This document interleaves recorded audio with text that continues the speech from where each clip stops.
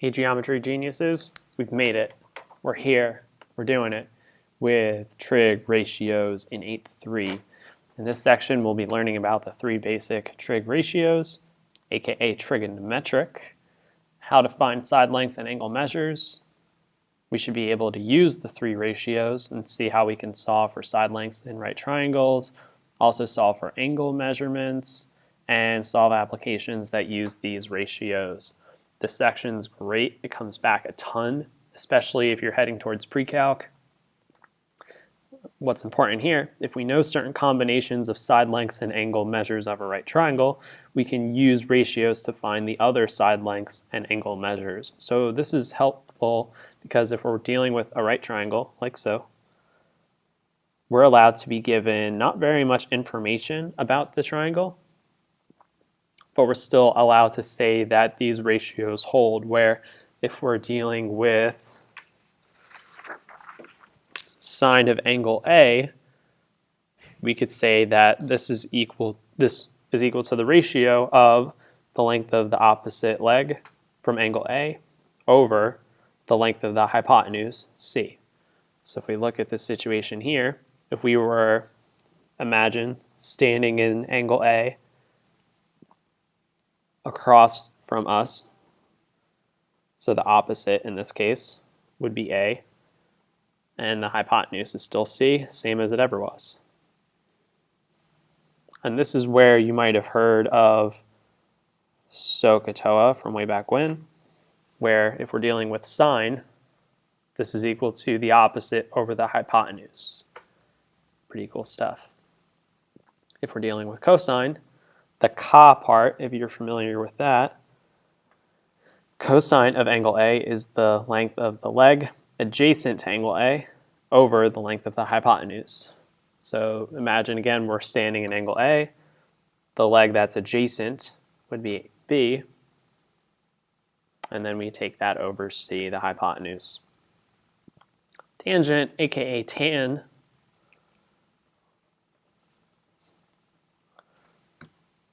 is slightly different because this just uses the legs to say that if we have the leg opposite angle A,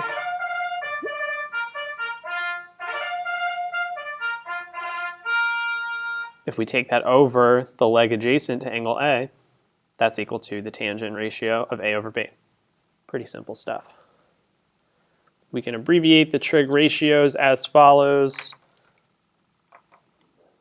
So for sine, we could say that this is the opposite over the hypotenuse. We already mentioned the SOHCAHTOA bit. For cosine of angle A, we could say that this is the adjacent over the hypotenuse. And for tangent of A, this is the opposite over the adjacent. So if you want to remember SOHCAHTOA, that's a pretty easy way to think of it. Definitely have these notes on hand as we move forward, or on hand. So notice in this situation we're taking these three trig ratios for angle T and angle G. This one's pretty simple. This is saying that if we were to stand in angle T, the sine ratio is going to be the opposite over the hypotenuse. So opposite us would be 8. The hypotenuse is 17. Done. Simple. For cosine, this is the adjacent over the hypotenuse, so 15 is adjacent. 17 is still the hypotenuse. Easy. Tan is opposite over adjacent. Opposite is 8. Adjacent is 15. Done. But now, if we were standing in which angle? What angle are we now trying to stand in? Angle G. That's right. So now these switch up because now what's opposite from G is the 15, but we still have the same hypotenuse of 17, which also switches up the adjacent, which is now 8, keeps the hypotenuse at 17, and now for tangent, opposite is 15. adjacent is 8. So we're done. So notice that this sets us up to have different ratios depending on which angle we're dealing with. That's really important. So keep that in mind. And this will work specifically with right triangles. So we'll see a lot of right triangles as we move forward.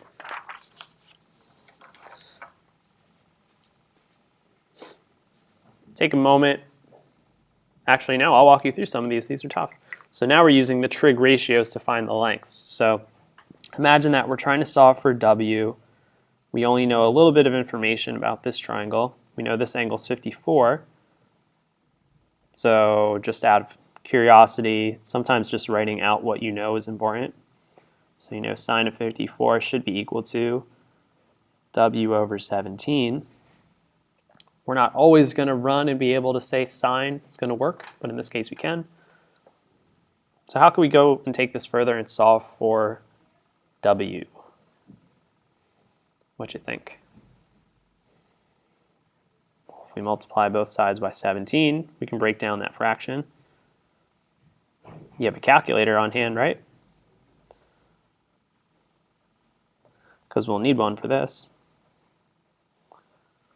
So we know that W should be equal to 17 times sine of 54. So if we take 54, if we hit sine, it's approximately 0.8. Multiply that by 17, then our answer is approximately 17th. Sorry, no, where am I? No, sorry, rewrote that. All right, 13, and then 0.75. Simple. Take a stab at the next few if you think you got them.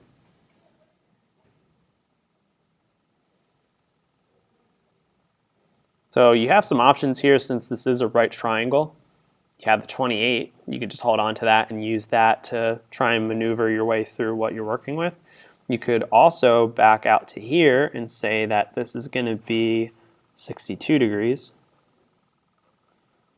That's another approach. So if you were going to take something like this further, we only have our legs, so let's just use tangent. So we can say tangent of 62 equals W over 1. So if we use our calculator to get tangent of 62, this should be equal to W. Let's do that. 662 tangent 1.88.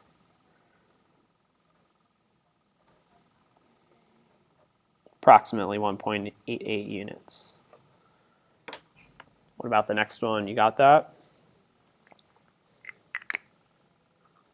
Well, I know that this is dealing with 33 degrees here. That's cool. Well, let's just out of curiosity see what we can find. So this would say sine 33 equals the adjacent over 4.5. But we're not really trying to solve for the adjacent. We're trying to solve for W. So let's keep this going. Let's try cosine of 33. This should be equal to, or sorry, this was opposite, my bad. Now this is equal to adjacent over 4.5. So this could help us solve for what we're missing, which is W. So if we multiply both sides by 4.5, 4.5 cosine of 33 should be equal to W. Let's calculate that. We got 33, we got cosine, multiplying that by 4.5. Cool. 3.77. Hope this was helpful. We'll see this taken further as we use the inverse trig properties. We'll see them in the next section, but these properties are super important. So if you have any questions on how we got these, please let me know. Thanks for watching.